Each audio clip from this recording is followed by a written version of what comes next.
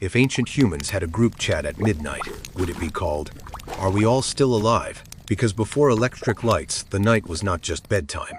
It was a giant dark question mark sitting on top of the world. No lamps, no streetlights, no glowing fridge, no tiny blue screen telling you that one more video is definitely a good idea. Just stars, wind, fire, and suspicious noises in the bushes. A crack could be a branch, or it could be a hungry animal with excellent timing. So what did ancient humans actually do after dark? The simple answer sounds boring. They slept. But the real answer is much stranger. They slept, yes, but they also watched, they whispered, they cooked, they repaired tools, they warmed themselves, they told stories, they listened for danger. They stared into the fire like it was the world's first television, except this one could also burn your eyebrows off. For most of human history, sunset did not mean the day was over. It meant the rules changed. In daylight, ancient humans could track footprints, gather plants, hunt animals, follow paths, and read the landscape. The world was visible, not safe. Exactly, but readable. A broken twig could mean an animal passed nearby. A fresh track could mean food. A certain smell could mean water, rain, smoke, or something very dead that nobody wanted to investigate too closely. But at night, the landscape changed. A familiar tree became a monster shape. A harmless owl became a dramatic sound effect. A shadow near the cave entrance suddenly looked like it had plans. The same world was still there, but the human brain had to guess more. And whenever the brain has to guess in the dark, it does not usually guess. Everything is probably fine. It guesses, congratulations, we may be in danger. This is one reason fire mattered so much. Fire was not only warmth, it was light, it was protection. It was a warning sign to animals. It was a cooking tool. It was a place marker that said, this is where our people are. And, maybe most importantly, it was a social magnet. When the sun disappeared, people gathered near the fire. Not because the fire had a great personality, although compared with darkness it probably did. They gathered because fire created a small circle of safety. Inside that circle, faces were visible, food could be shared, children could settle down, old injuries could be checked, tools could be fixed, and minds could finally move away from chasing dinner and towards something more human. Talking during the day, survival was loud and busy. Find food, avoid danger, carry wood, watch the weather. Try not to step on something that bites. Keep track of the group. Notice who is tired. Notice who is missing. Notice whether the sky looks like it is about to throw water at everyone. Daylight was work, but nighttime opened a different kind of space around the fire. People could remember the hunt. They could laugh about the person who missed the throw. They could warn children about the place where the ground gets slippery. They could describe where berries were found. They could explain why a certain animal should not be followed too closely. They could share who was angry with whom. And yes, probably gossip, because even if you live in a cave, someone still knows everyone's business. Nighttime talk may have helped humans build trust. A story about a hunt was not just entertainment, it was a lesson. A story about a dangerous animal was not just scary. It was survival training with better sound effects. A funny story was not just funny, it showed who was clever, who was generous, who paid attention, and who understood the group. In other words, the campfire may have been part classroom, part comedy club, part therapy session, and part emergency meeting. No slides, no microphone, no awkward office chairs. Just flames, faces, and the pressure to not tell a boring story while everyone is holding sharp tools. But here is the part many people get wrong. Ancient humans probably did not always sleep like modern people imagine. We often think a good night means closing our eyes once and waking up 8 perfect hours later, looking refreshed, peaceful, and not at all like a confused potato. But human sleep has never been that simple. In many pre-industrial societies, sleep could be more flexible. People might sleep for a while, wake during the night, talk quietly, tend the fire, check on children, listen to the surroundings, then sleep again. That does not mean every ancient group slept the same way. Climate mattered, season mattered, danger mattered. Culture mattered, food mattered, the size of the group mattered. Even the mood of the night probably mattered. A cold night, a full moon, a storm, a recent animal attack, a sick child, or a strange sound outside camp could all change how people slept. So the idea that everyone in the deep past simply dropped unconscious until sunrise is probably too neat. Night was alive, and because night was dangerous, not everyone had to be fully asleep at the same time.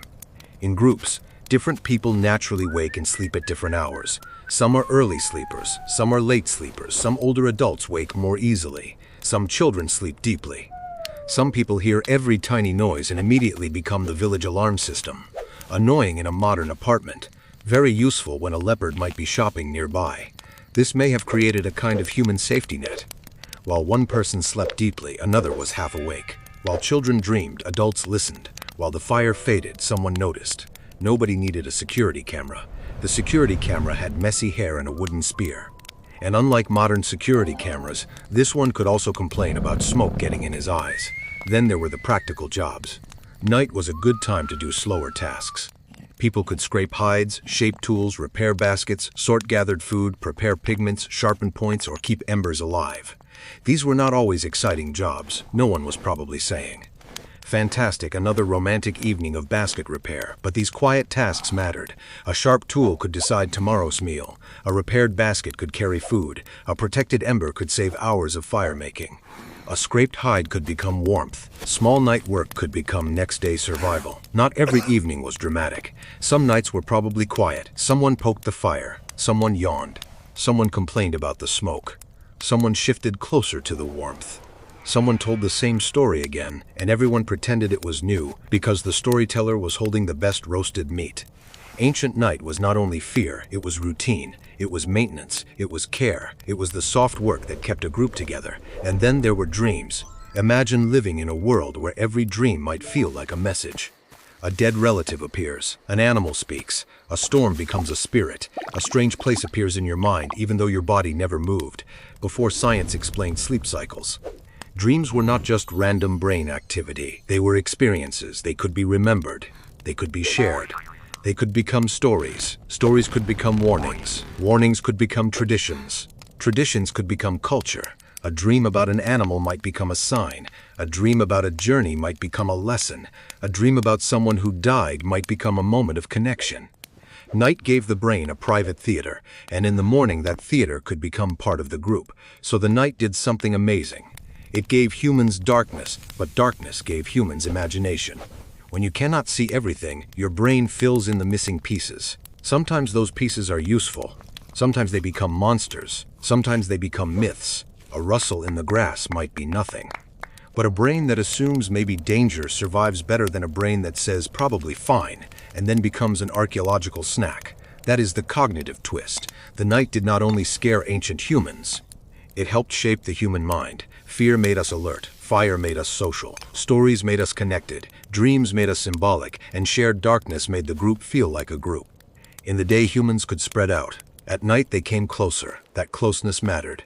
People saw each other's faces. They learned who was brave, who was funny, who was careful, who shared food, who listened, who panicked every time a leaf moved. And honestly, sometimes that person was useful too. This is why modern nights can still feel weird. You can be in a locked room, under a blanket with a charger, a pillow, and absolutely zero saber-toothed cats in the hallway.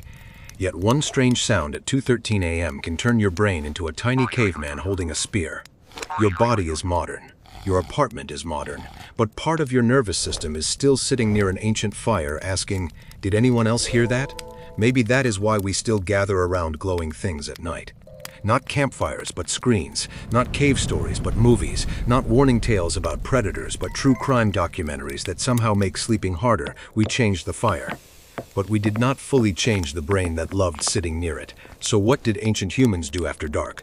They survived, they rested, they watched, they worked, they bonded. They imagined. They turned fear into stories and stories into culture. They used the night not only to escape danger, but to become more human. And maybe every time you lie awake in the dark, listening to a tiny noise and wondering if your closet has become suspicious, you are not being silly. You are hearing a very old part of yourself. So if you were sent back to one ancient night, would you sleep peacefully, guard the fire, tell the best story, or pretend to be busy so nobody asks you to check that noise in the bushes?